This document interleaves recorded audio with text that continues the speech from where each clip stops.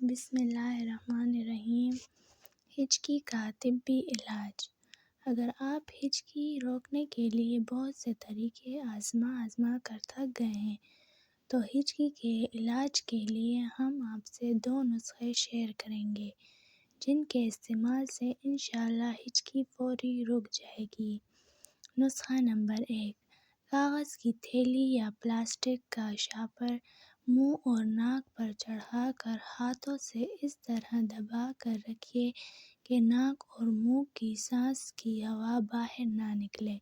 اسی شاپر کے اندر سانس لیجیے، انشاءاللہ 1-2 منٹ کے اندر ہچکی بند ہو جائے گی۔